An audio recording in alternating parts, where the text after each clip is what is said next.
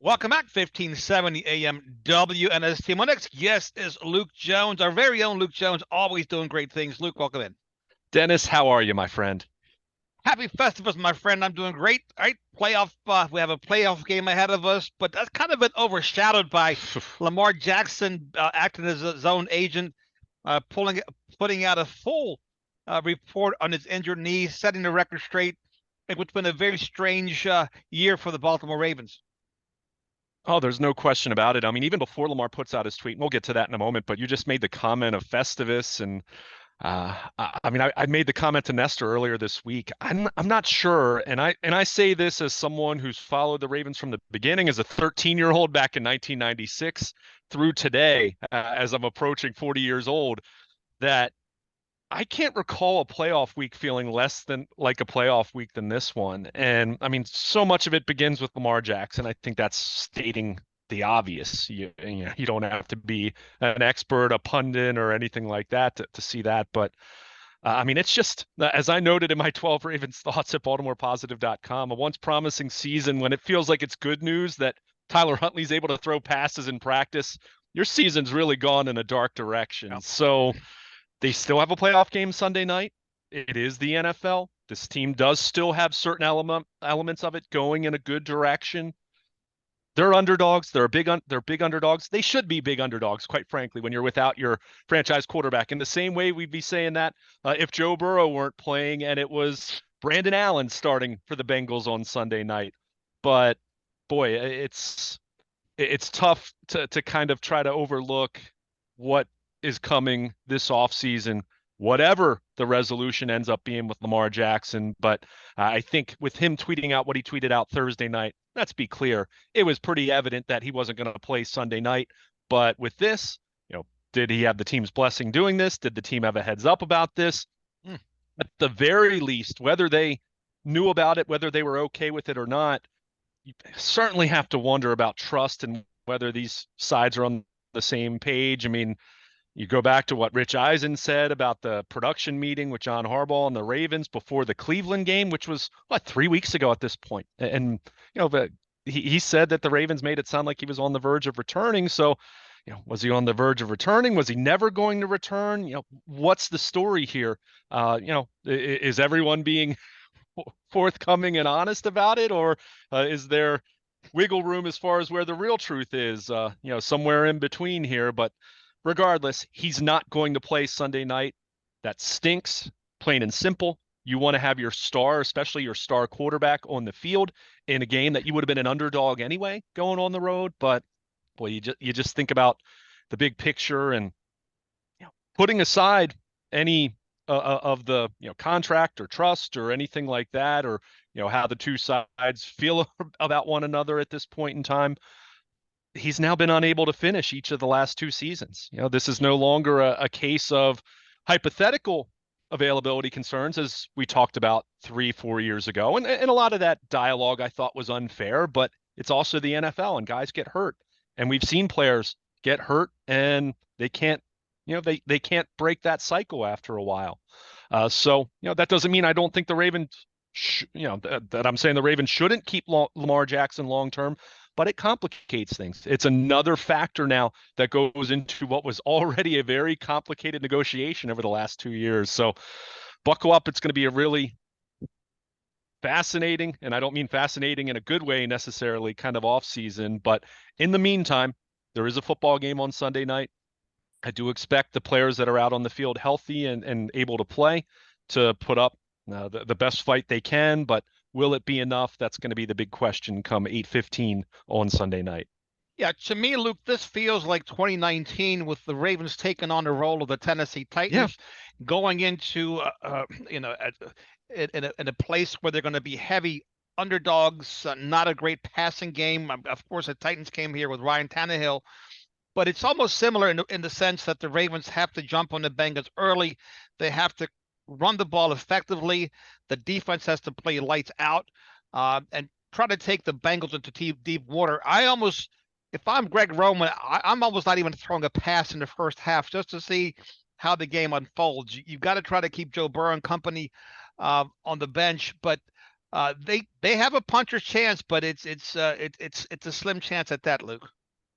Yeah, you just took the words right out of my mouth in terms of comparing this to the Titans coming into Baltimore in January of 2020, the 2019 postseason, where, let's face it, and I'll say this to this day, even with the Titans coming into Baltimore the following year and beating them in the regular season, and then we know the Ravens, of course, got some revenge in the wild card round that postseason. But if those two teams in 2019, those 2019 Ravens and Titans teams met 10 times, Sure.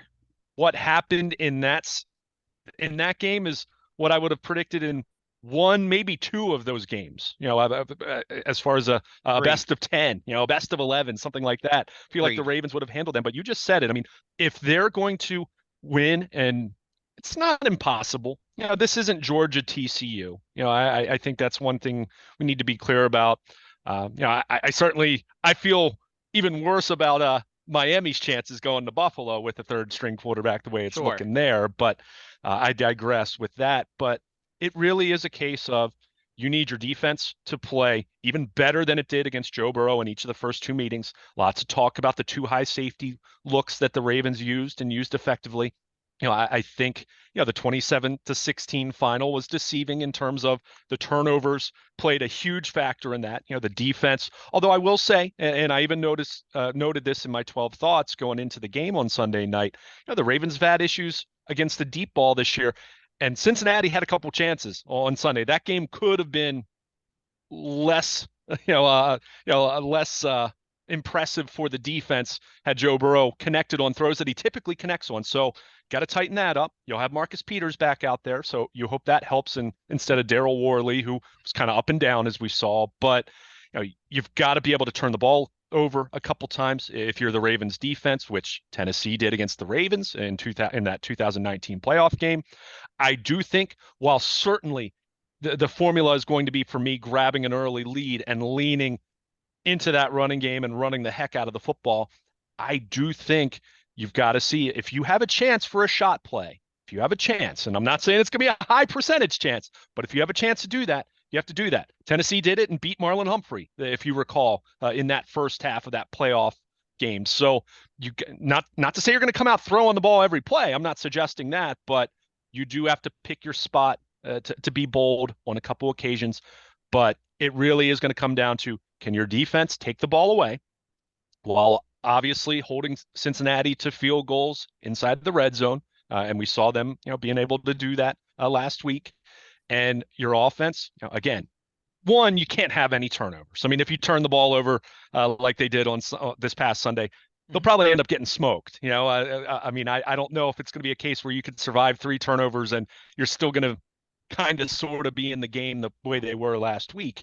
Not sure that's going to happen again, but take care of the football, run the heck out of the football, and can you find a couple shot plays? Maybe it's not even a shot play like a 60-yard play, but can you find Mark Andrews down the seam for a 35-yarder in a big spot? I think it's interesting to note that the Ravens, even without Mark Andrews on Sunday, Isaiah Likely and Charlie Kolar had some success. The Bengals overall had high marks against covering tight ends this year, but in the 2 games they played the Ravens, not so much. So that gives you a little bit of hope.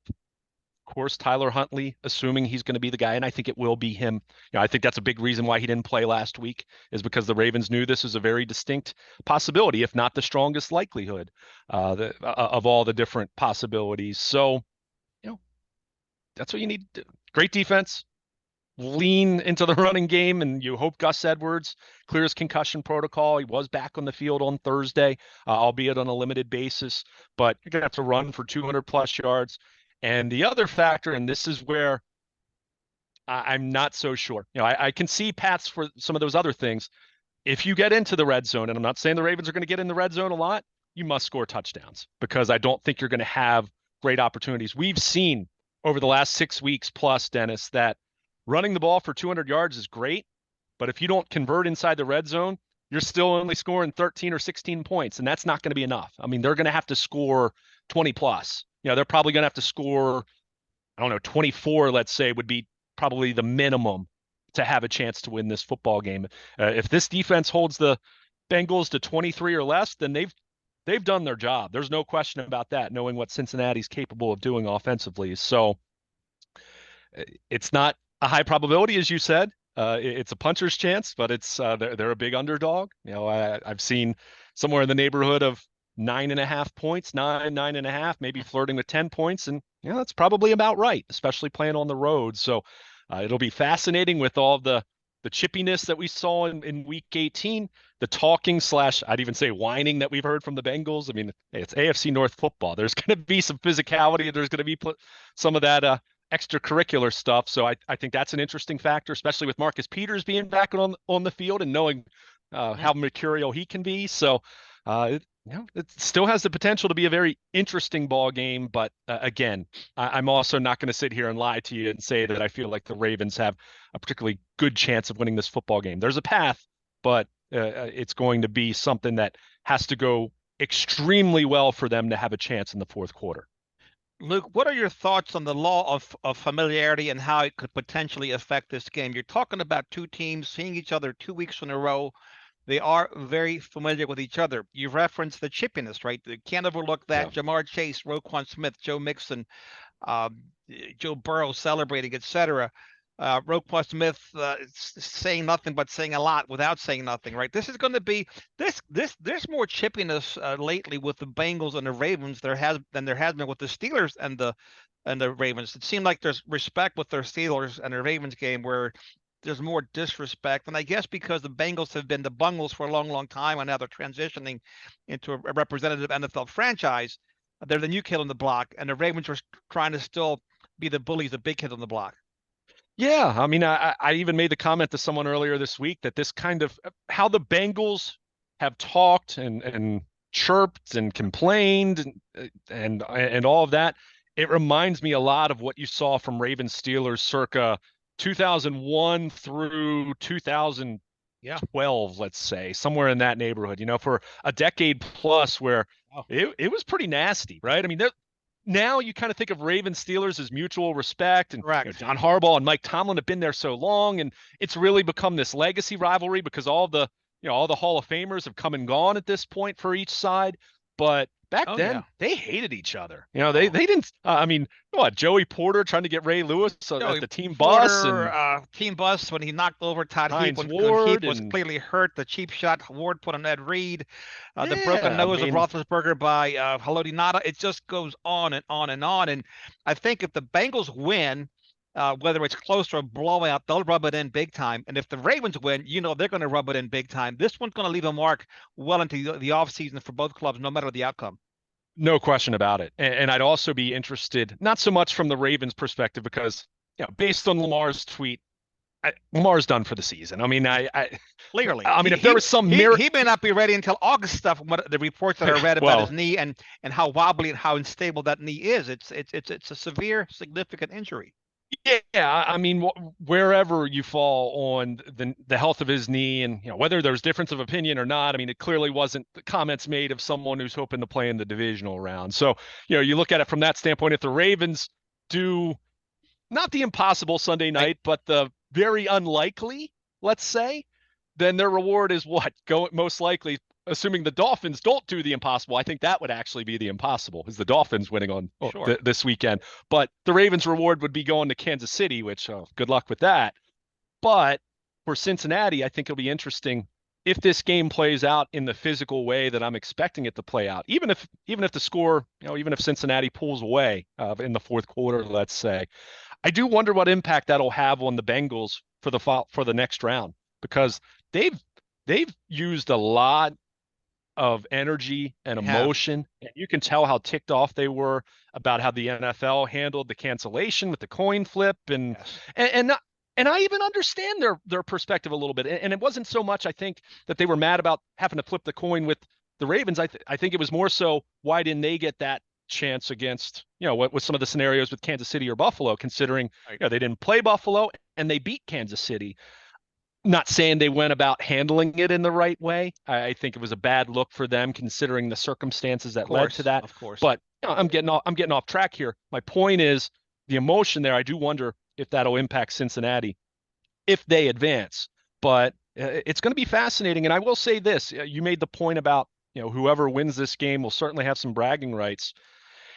If the Bengals win, and I do expect the Bengals to win, I mean, you could check out my 5 predictions for Sunday night over the weekend at BaltimorePositive.com. I don't think it's a shocking spoiler to say that I'm picking Cincinnati, given where the Ravens are right now and not having Lamar Jackson, but they'll have bragging rights. And the reality is, and this is where you kind of go back to the big picture and the frustration for the Ravens of, let's face it, Cincinnati and Joe Burrow, this Bengals team right now compared to this era of the Ravens, talking the Lamar Jackson era, has already accomplished more than the Ravens have in 100%. January. Sure. And that's the hard truth. I can think back to times where the Ravens were getting the better of the Steelers years ago. And you would always hear the Steelers fans chirp about all their Super Bowl titles in the past. And it's like, okay, well, that's well and good, but that was then, this is now. And yeah, I mean, Sunday night is going to be massive bragging rights. And I'm all for some of the trash talk and the chippiness. I don't want to see anyone get hurt, but rivalries, it's AFC North football. There should be some nastiness there, right? I mean, it makes for way more interesting radio chatter, as you and I are partaking in right now, and makes for better ratings and better hype for primetime games and whatnot. So bring it on. Again, I just come back to what I said at the beginning. It just stinks that Lamar Jackson's not out there. And I'd say the same thing through the lens of just wanting to see a really good, intense rivalry, that it would stink if Joe Burrow weren't out there on Sunday night. So, I mean, it is what it is. We talk about the attrition of the NFL all the time, and, the Ravens will go out there and put their best foot forward, whatever that is at this stage of the season with where they are, especially on the offensive side of the ball. But on the flip side, they'll have all their guys out there on defense, other than Michael Pierce and Kyle Fuller going back from the beginning of the season, and probably not Brandon Stevens, as he had the undisclosed health scare that was scary earlier this week. But sounds like he's feeling better. But roll the ball out, see what happens. As we said, you laid it out perfectly. I mean, there's a path to victory for the Ravens if it's a 2019 Titans over the Ravens kind of game that no one anticipated, but it happens sometimes. We know all the time the best team doesn't always win. The Bengals are a better team than the Ravens right now. There's no question about that overall, but it's a matter of who's going to be better over a 3-hour period on Sunday night. And if the Ravens can play perfect football and make Cincinnati turn the ball over, and they can run the heck out of the football, and they can make a couple big plays here and there, they've got a chance. If they don't do those things, and they'll probably lose, and they might lose by a few scores. I mean, it's just where you are when you're not, when you're out there without your franchise quarterback, and San Francisco with Brock Purdy. I mean, God bless them. I mean, good luck to them. I mean, he's been a remarkable story, but at the same time, they weren't starting the season with Lamar Jackson. They were starting the season with Trey Lance or Jimmy Garoppolo. So, it's a different animal, but. And they also have a lot of pieces around their quarterbacks. No doubt. The last thing I'll say about the chippiness, I love when Roquan Smith ran through Jamar Chase and celebrating his teammates to break up of a pass. And I also love, just as much as I love Tyus Bowser being driven to his own bench by second string. Look, to me, they weren't dirty plays. They were just incidental guys just balling out. So I do like that. But speaking of, again, the last thing was familiarity is this.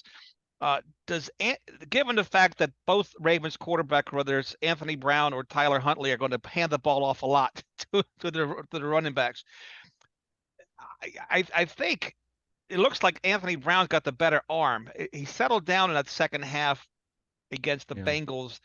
Does he perhaps give the Ravens a better chance than Tyler Huntley? I know he's a rookie. I know he hasn't played much, but that's what I've been thinking about.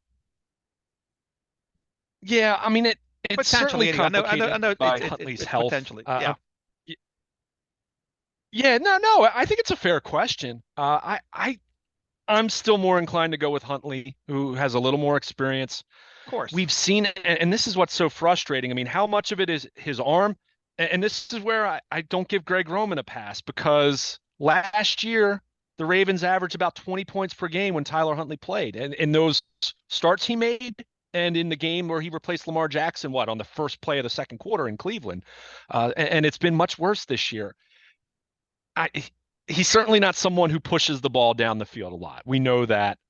Um, how much of that is his shoulder now, but we didn't see him push the ball down the field a whole lot last year. And that was even with Marquise Brown and Rashad Bateman on the field. True. So I understand there are passing limitations. However, because of the run factor, and we haven't seen Anthony Brown run much. I mean, that wasn't really a big part of his game in college in the same way that you talk about Huntley or certainly Lamar Jackson. I mean, neither of these guys are Lamar running the ball. We understand that.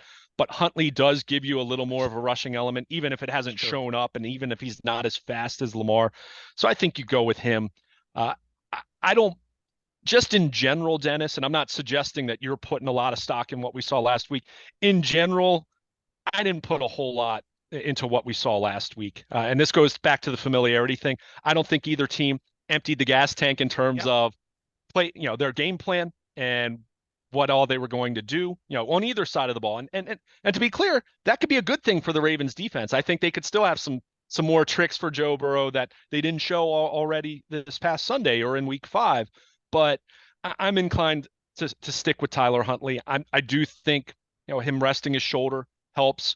I do think, and not to say that it's something that he does unwillingly. He has to give his blessing, but shoulder tendonitis, there is medicine, there are drugs he can take to make his shoulder feel better for 3 hours on Sunday night. That would certainly, you would think, help his passing. I mean, it's not going to be, this isn't a game where either one of these guys are going to be throwing it 45 times. If it is, that means the Ravens are probably down 4 touchdowns and it doesn't matter anyway at that point. So from that standpoint, I'm still more, I'm inclined to stick with Huntley. I think Anthony Brown showed some okay things after the fact, but I also can't ignore the fact that he turned the ball over 3 times, and he's the reason why they were down 3 scores. And let's be clear, I'm not picking on the kid. He was an undrafted rookie in his first start. So, but I think, hey, the fact that we're having this, that it's a discussion, speaks to not being in a great place, first of all, with the quarterback position, but it does speak to how you want to try to approach this game and how you want to try to take advantage of whatever, 10% chance, 15% chance, and that's probably on the high side in terms of how I think they, where they are in terms of chances of winning. But I'm inclined, because of his running ability, to stick with Tyler Huntley and hope that the week off, resting his shoulder and, potentially, taking a shot, medicine, whatever it is, assuming he's willing to do that. And again, that's up to the player's discretion, that he can go out there and be a little more representative throwing the football. And like I said, they're probably going to need to make at least a couple plays in the passing game. So, you'll have Mark Andrews out there. That'll certainly help their chances in that regard. But, it's going to have to be something, if you and I are reconvening talking about the Ravens going to Kansas City next week, then probably there's something that happens in this game that neither one of us is even thinking about, let alone discussing right now. Some kind of, I don't know, freak special teams play, a fake punt, a blocked field goal, something along those lines, that plays a part in the Ravens pulling off an upset. But hey, those things happen. Those things have happened in the history of this franchise in terms of its own playoff lore. So who am I to say that the Ravens can't win on Sunday? But I am going to say, I don't think they're going to win on Sunday night. All right. Here's the last thing for me, Luke, and it speaks to the Ravens draft class this year. What a phenomenal draft class it has been. Where would this team be without all those draft picks and that have had significant snaps? And I was just thinking, David Ojabo came in, looked big, looked fast, looked twitchy, caused a turnover. Like to see a lot more of him Sunday night. Kyle Hamilton has been phenomenal. So has Tyler Linderbaum. You go right down the list.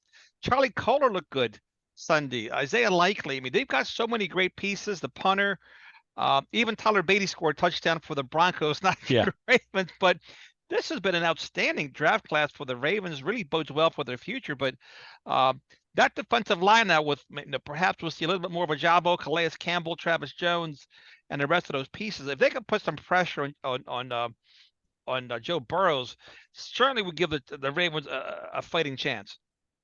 I'm glad you brought up the defensive line, because I think a massive factor in this football game on Sunday night is going to be the right side of that Cincinnati offensive line, with having lost Alex Kappa, who has been pretty widely regarded as their best offensive lineman this year. It was a nice addition for them, as we know that they spent some money to try to upgrade that offensive line, which, modest returns. It certainly hasn't been a great offensive line, but it was playing much better in the second half of the season. They already lost La'el Collins at right tackle. So you're talking about two backups on the right side of that offensive line for Cincinnati. So that's where the Ravens they have to exploit. They need to end, unlike this past Sunday, they need to get Joe Burrow down if they're pressuring him in the pocket. They let him escape way too much. That was kind of early career Ben Roethlisberger right there, the way that he was getting away, which, Burrow does, he's got some elusiveness to him, but not a whole lot. He's not a complete stiff. But you need to get him down in the pocket. But that's a major factor. I made mention of the Ravens having issues giving up the deep ball this year, and how they almost gave up a couple deep ones on Sunday that Burrow either underthrew, or in one case, Jamar Chase even dropped one in the end zone that he normally makes a catch of. But you need to prevent those shot plays. A big part of that is, can you exploit that right side of the Cincinnati offensive line? So, whether it's, just a straight up 4-man rush, whether it's playing some games, some twists, some stunts, some different things to confuse, try to get a free rusher, those types of things.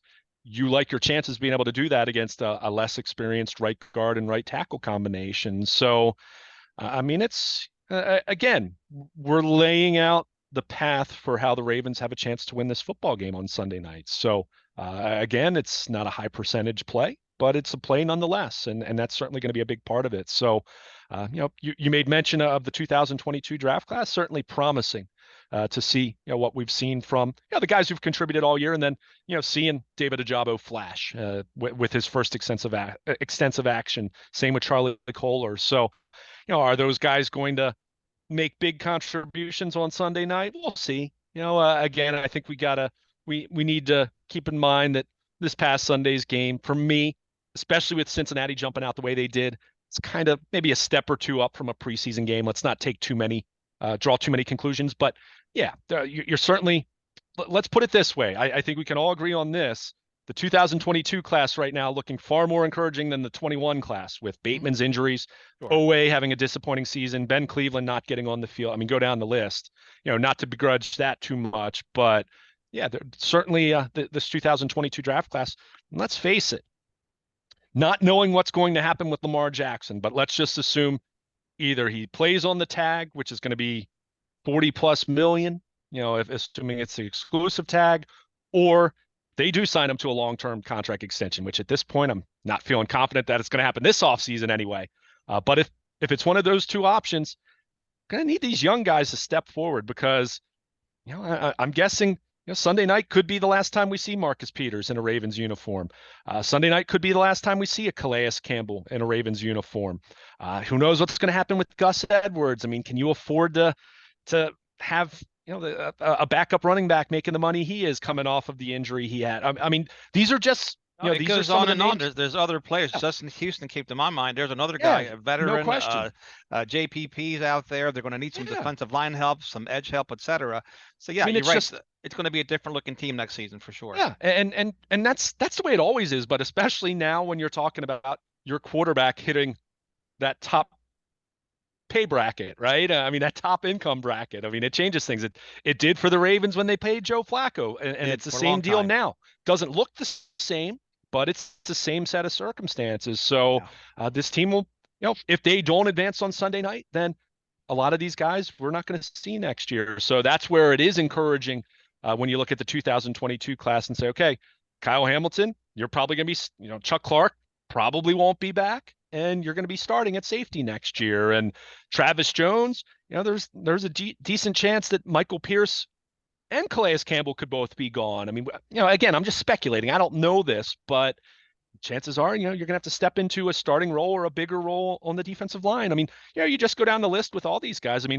Especially when you're talking about drafting guys in the first 3 rounds, you're expecting them to be starters sooner than later. That's why what's happened with Oweh has been so disappointing. That's why what's happened with Rashad Bateman's inability to stay on the field has been so disappointing, because you're counting on these guys to be your studs of the next 5 years of Ravens football teams. So, that's just, you're not going to bat 1,000. And I'm not suggesting that Eric DeCosta needs to bat 1,000, but that's why it has been encouraging to see so many contributions from this 2022 draft class, not just this year, but especially looking to the future, in a future that, let's face it, however it plays out, is kind of foggy to try to see what it's going to look like exactly at this point in time. We can speculate, right? I suspect Oh there'll yeah, be a tag situation with Lamar, and I think Eric DeCosta is always open for business. So we'll see what happens.